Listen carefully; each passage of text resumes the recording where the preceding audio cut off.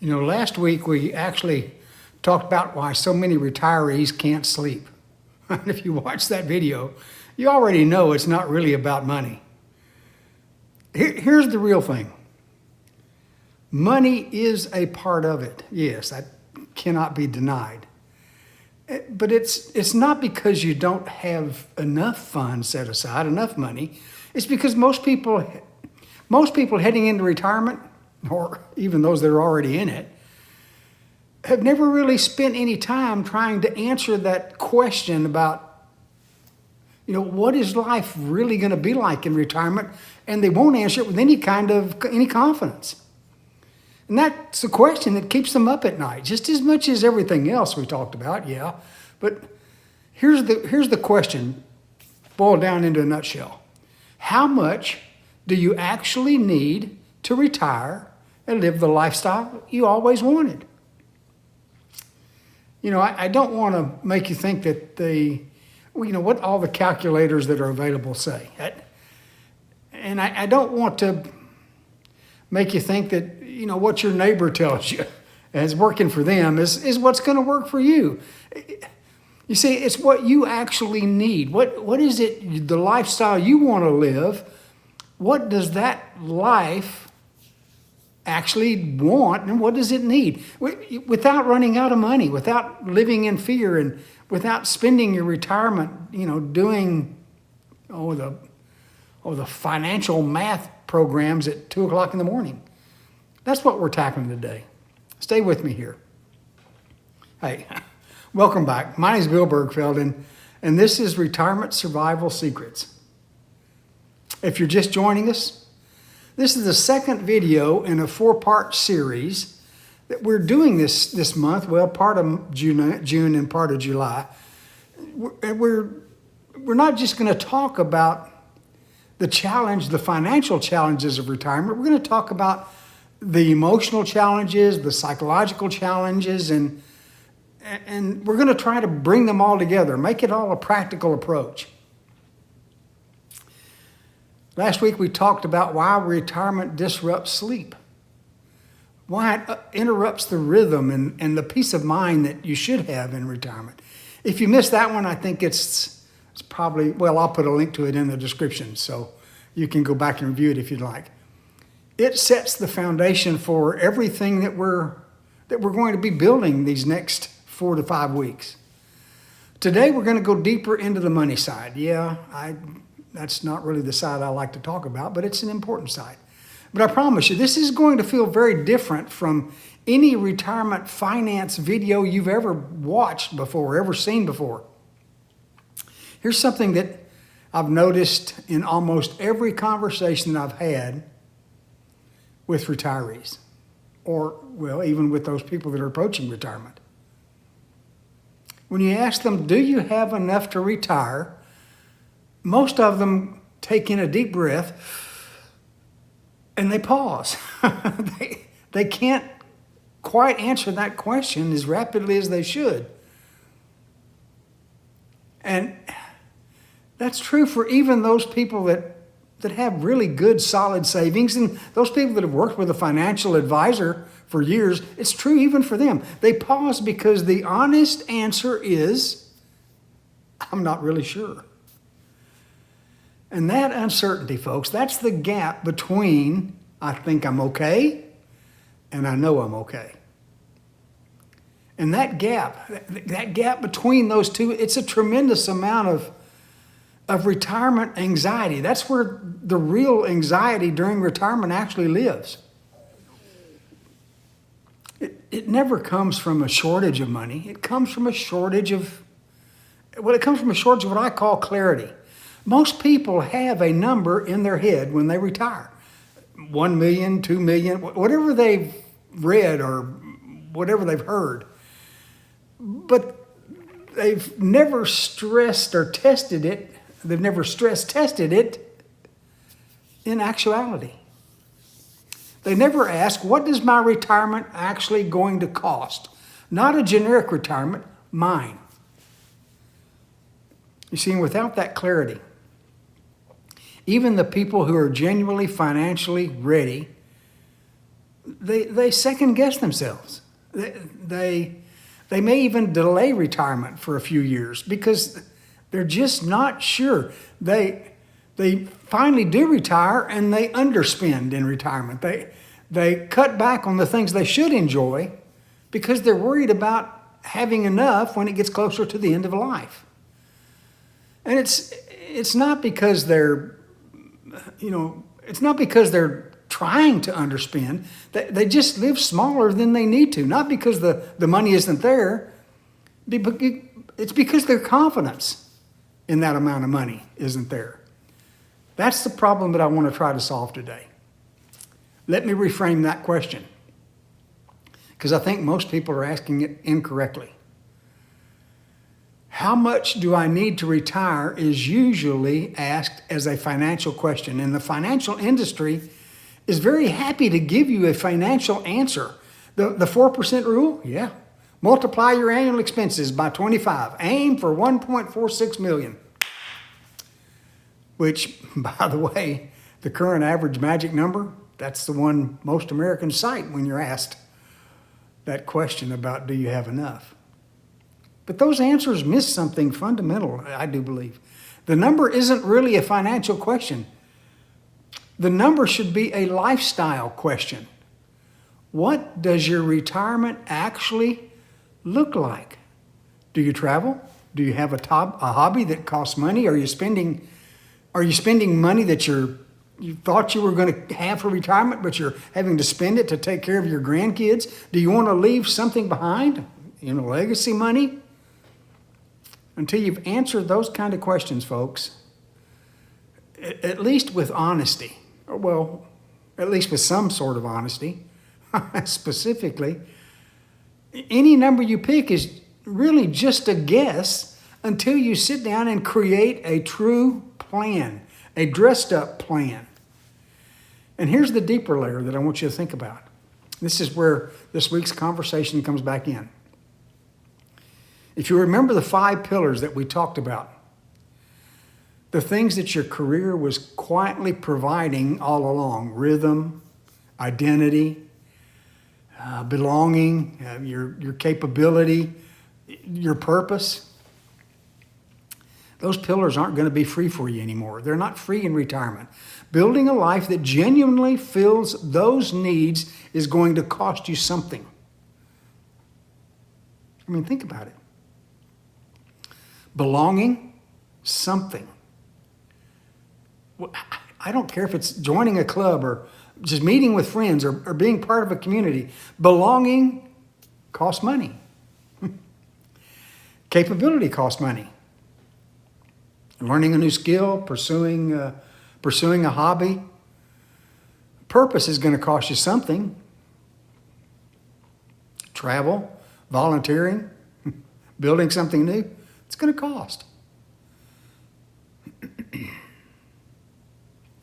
You see, the people who underplan their retirement, the ones that they underplan their retirement spending, they're often the same people who end up underliving the retirement they thought they were going to have. They save for a number, but they never saved or planned for the life they wanted. So here's how I want you to think about this a little differently. Instead of starting with a number and working backwards, start with your life right now and work forward into the life you truly want. I call this forward engagement. And I call this a lifestyle first approach. And if you think about that, it's going to have to ask you to do some things. It's going to ask you to take some very important steps forward to see how things are going to turn out. Let's start with step number 1. The thing you need to do is design your life first. That's step number 1. Sit down. Think for a minute. Sit down and talk with your partner, if you have one, and describe what your retirement is supposed to be in concrete, specific terms. Do you want to travel more? Where do you want to go? How often do you want to go? What kind of travel? Don't just sit there and say, well, I just want to spend time with family. What does that look like? What does it look like on a week-to-week basis? Don't say you're going to stay active. What activities are you going to do? What kind of areas are you going to spend time in? What commitments are you going to have? The more specific you can get here, the more honest your number is going to become. That's step one. Step number two, price the way you want to live honestly. Once you have a clear picture of what your retirement should look like, you can actually estimate what it might cost. How much is the housing going to cost? How much is my food going to cost? What about health care? Travel? Hobbies? Giving? Entertainment? Don't try to just shuffle those into abstract categories. Use them as real spending. Spending that matches the life you've described. This is where most retirement planning just gets all messed up. All goes all wrong. People estimate based on their current spending rather than their intended retirement lifestyle. Those two numbers, believe me, folks, are very, very different. Thinking for a minute, step three, you need to build or rebuild your confidence gap. This is the buffer between I'll probably be okay and I know I'm okay. That's the buffer gap. It's not a huge number, but it's enough of a cushion that the 2 a.m. math is over. It stops happening. For most people, that's somewhere between 6 months and 2 years of living expenses held somewhere accessible and stable. That confidence gap. It's not about hoarding money. It's not about just hiding money. It's not about burying money in the backyard. It's about buying yourself some peace of mind, which I think turns out to be one of the best investments any retiree could ever make. Peace of mind, happiness. That's what true retirement's all about. We talked about the Pivot Readiness Score last week. If you downloaded it after last week's video, good. You already have a basic sense of which of the 5 pillars really needs your attention the most. And what I just described, maybe designing a life with rhythm and belonging and capability and purpose, that's the Pivot Readiness Score in action. Because here's the truth. Your retirement number isn't just a financial calculation, folks. It's a reflection of how you fully want to live in retirement. If you haven't grabbed that Pivot Readiness Score, that worksheet yet, I'll put the link back in the description again. It's free. It takes about 15 minutes for you to just totally work through. And it's going to show you exactly which areas of your retirement life you need to spend the most intentional investment, emotional and financial. Next week we're going to go even deeper into what I think is the most important question in all of retirement. It has nothing to do with money. Here's the question. Who are you when your work is done? Who are you when your work is done? I've seen it happen over and over and over again. People who have more than enough money, who have the lifestyle plan, everything all put together, have everything lined up on paper, and for some reason they still feel invisible.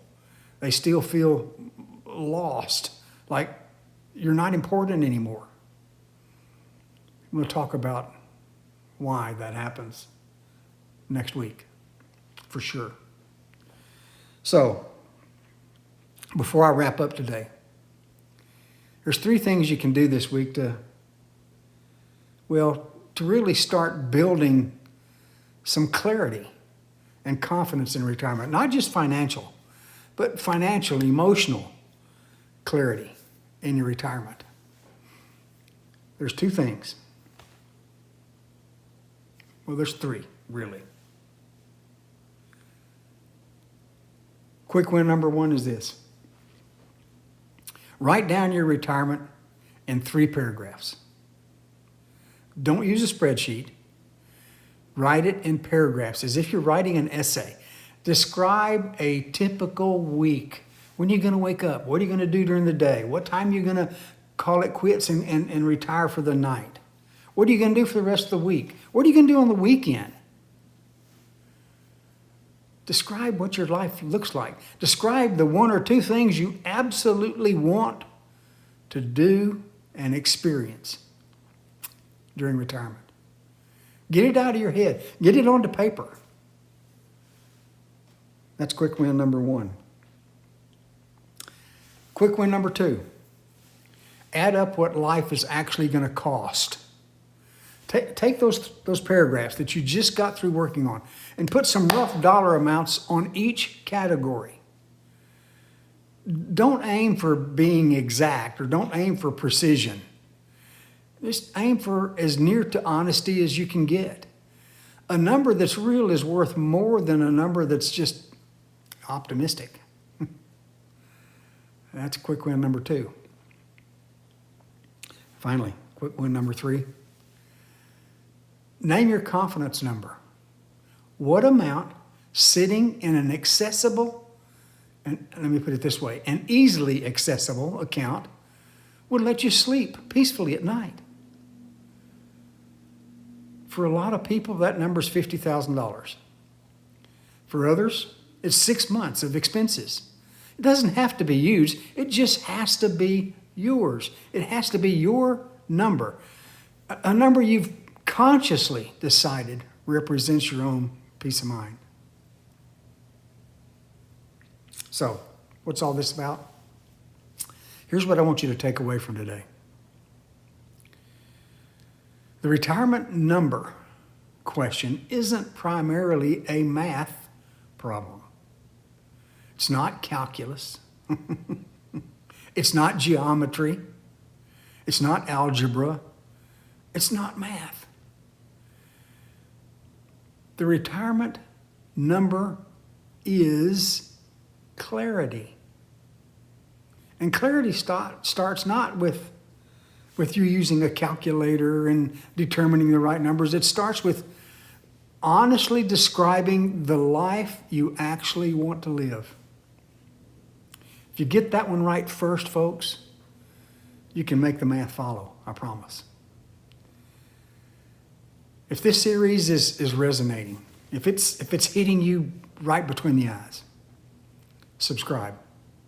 We're releasing a new video every week during June and July, and each one builds on the last. You don't want to jump into this halfway. And if you can, drop a comment below with your answer to this question, this one right here. What does your ideal retirement week look like? I read every comment, and your answer might just show up in a future video. That would be great. My name's Bill Bergfeld, and this has been Retirement Survival Secrets.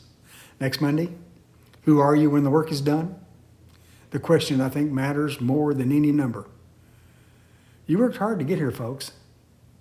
Let's make sure it counts, okay? Have a great day. God bless.